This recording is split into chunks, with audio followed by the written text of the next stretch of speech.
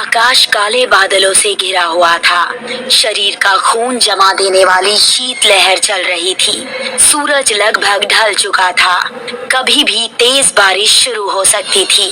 इस खराब मौसम में राजन और कमलेश बंगाल के एक पहाड़ी इलाके के ऊपर घने जंगलों के बीच खड़े हुए कुछ मजदूरों से खुदाई का काम करवा रहे थे।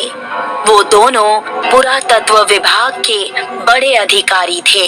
तभी वहां पर अचानक एक भूचाल सा उठा और मजदूरों में खलबली मच गई। एक मजदूर जिसका नाम सुखिया था, वो दौड़ता हुआ उन दोनों के पास आकर बोला, इस भूचाल से मजदूरों में खलबली मच गई है। सारे मजदूर डरे हुए हैं। सुखिया ने इतना कहा ही था कि तभी सब कुछ सामान्य हो गया। जरा सी बात पर तुम लोग काम करना बंद कर देते हो। मत बोलिए, मेरे कहने पर ही सारे मजदूर यहाँ पर काम करने के लिए आए हैं। हमें भी ऊपर जवाब देना पड़ता है। और रहा सवाल इस भूचाल का, तो कभी कभी ऐसा होता है जब जमीन में गड्ढा अधिक गहरा हो जाता है तो धरती हिलती हुई सी महसूस होती है। इसमें कोई घबराने की बात नहीं है। कमलेश सही कह रहा है सुखिया, हम अपनी मंजिल के बहुत ज्यादा करीब हैं। लेकिन सरकार, लेकिन वेकिन कुछ नहीं सुखिया। तुम्हें अंदाजा नहीं है मैंने इस प्रोजेक्ट पर कितनी मेहनत की है। और अगर ये प्रोजेक्ट सफल हो गया तो मेरा नाम विश्व में मशहूर हो जाएगा। और तुम्हें मैंने मजदूरों को काम कराने की मुंह मांगी कीमत दी है। राजन की बात सुनकर सुखिया मुंह लटकाकर वहां से चला गया। कमलेश मुस्कुराता हुआ राजन से बोला, वैसे मैंने सुना है कि जिस राजा के महल की हम खुदाई करवा रहे हैं उसके पास बहुत खजाना था। सोचो राजन, अगर वो खजाना हमें मिल गया तो हमारी तो किस्मत ही खुल जाएगी। तो मैं कौन सा यहाँ पर राजा का महल देखने के लिए आया हूँ। मैं सिर्फ और सिर्फ उसी खजाने की तलाश में यहाँ पर आया हूँ। और तू तो जानता है कमलेश, मेरा अनुमान कभी भी गलत नहीं निकला। तो फिर देर किस बात की है? दिया और नताशा को भी फोन करके यहाँ बुला ले। उन दोनों ने भी हमारे साथ बहुत मेहनत की है। अभी नहीं, एक बार उस राजा के प्राचीन महल का सुराग हमें मिल जाए, उसके बाद उन दोनों को सरप्राइज देना अच्छा रहेगा। राजन ने इतना बोला ही था कि तभी जमीन धंसने की आवाज राजन और कमलेश के कानों में टकराई और मजदूरों में एक अजीब सा शोर उत्पन्न हो गया। राजन और कमलेश बुरी तरह से घबरा गए।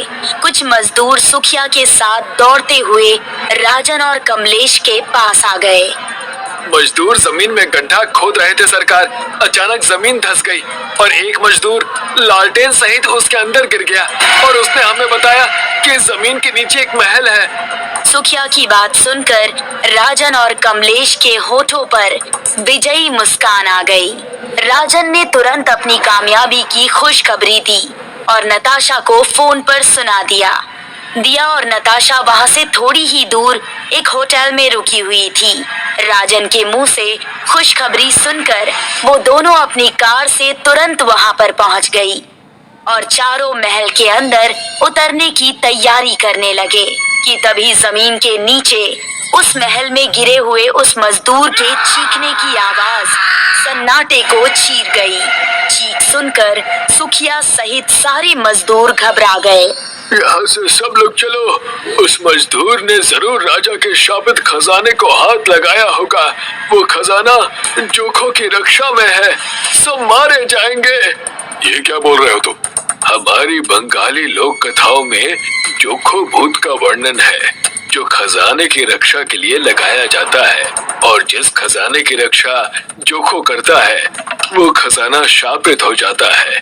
ये सब दंत कथाएं हैं। मैं इन बातों पर विश्वास नहीं करती। अगर तुम सबको डर लग रहा है तो नीचे हम चारों ही जाएंगे। उन मजदूरों के लाख मना करने के बावजूद भी राजन, कमलेश, दिया और नताशा टॉर्च पकड़कर रस्सी के सहारे नीचे चले गए। उन चारों ने टॉर्च की रोशनी में देखा वो महल बहुत खूबसूरत बना हुआ था। वो चारों महल के अंदर घूमने लगे और चारों ने महल के अंदर धूल का एक कण भी नहीं पाया। और ये सब देखकर वो चारों बहुत बुरी तरह से हैरान हो गए। वो मजदूर हमें दिखाई नहीं दे रहा जिसके चीखने की आवाज हम सबको सुनाई दे रही थी। हमें उस मजदूर से क्या? खजाना मिलते ही हम उन मजदूरों को स्वयं भगा देंगे और सारा खजाना लेकर इस देश से रफू चक्कर हो जाएंगे। राजन और उसके दोस्त बड़ी गहनता से उस महल की छानबीन करने लगे। तभी उन चारों की नजर महल के एक बहुत बड़े दरवाजे पर पड़ी, जिसका ताला टूटा हुआ था। टूटा हुआ ताला देखकर ऐसा महसूस होता था मानो कि उसे अभी हाल ही में तोड़ा गया हो। राजन और उसके दोस्त दरवाजा खोलकर अंदर घुस गए। अंदर अंधेरा छाया हुआ था। उन चारों ने अपनी टॉर्च की रोशनी जैसे ही उस कमरे के अंदर मारी तो उनकी आंखें फटी की फटी रह गई। उन चारों के सामने सोने के सिक्कों का ढेर लगा हुआ था। उस कमरे में मौजूद हर वस्तु सोने, चांदी और हीरे की बनी हुई थी और वो सोना हर तरफ बिखरा पड़ा था। हम सब अमीर हो गए दोस्तों। हमारी आने वाली कई पीढ़ियों को भी अब काम करने की कोई जरूरत नहीं पड़ेगी। वो देखो, किसी की लाश पड़ी हुई है। कमलेश ने जैसे ही टॉर्च की रोशनी में देखा तो उसके शरीर में डर की एक लहर दौड़ गई। सामने उसी मजदूर की लाश पड़ी हुई थी जिसकी आंखें गायब थी। ये तो उसी मजदूर की लाश है जो नीचे गिरा था। इसे किसने मारा? तभी उन चारों के कानों में किसी के गुर्राने का स्वर टकराया। वो स्वर इतना भयानक था कि उन चारों के दहशत से रोंगटे खड़े हो गए। अचानक राजन, कमलेश और दिया की टॉर्च ने काम करना बंद कर दिया।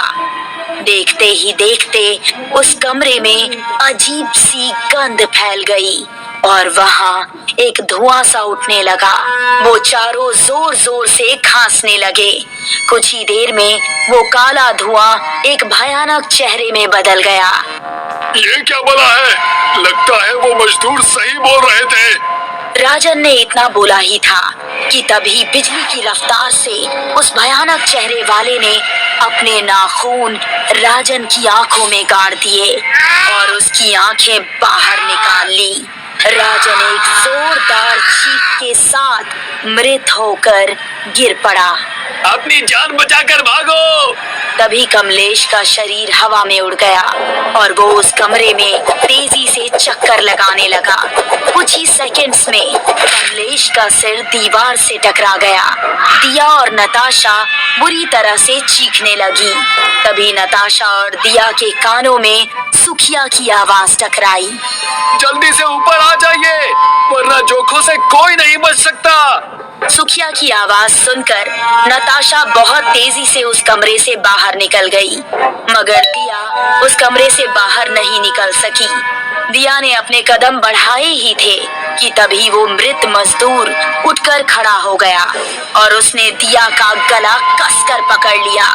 उसका भयानक चेहरा देखकर दिया बुरी तरह से चीखने लगी, मगर उस मृत मजदूर की पकड़ इतनी मजबूत थी कि उसने कुछ ही देर में दिया का धड़ और उसकी गर्दन दोनों अलग कर दिया। दिया की एक दर्दनाक चीख उस महल में गूंज गई। दिया सीढ़ियों तक पहुंची ही थी कि तभी एक भयानक भूचाल वहां पर उत्पन्न हो गया और ऊपर जाने का रास्ता बंद हो गया। नताशा का शरीर मिट्टी के मलबे में दब गया।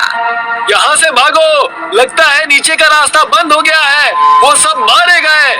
सुखिया की बात सुनकर सारे मजदूर उस जगह से तेजी से भागने लगे और कुछ ही क्षणों में वो जगह बिल्कुल समतल हो गई। वो जगह देखकर ऐसा मालूम पड़ रहा था कि मानो वहां पर खुदाई कभी हुई ही ना हो। सभी मजदूरों की आंखें डर से फटी की फटी रह गई। तभी वो बूढ़ा मजदूर फिर से बोला, मना किया था मैंने उन सबको, मगर वो सब शहर के थे, नहीं माने। उन सब ने अपनी मौत को स्वयं चुना था। अगर तुम सबको अपनी जान प्यारी है तो अभी और इसी वक्त जोखों के इलाके को छोड़ दो, वरना तुम सब भी मारे जाओगे। उस बूढ़े मजदूर की बात सुनकर सभी मजदूर वहां से चले गए।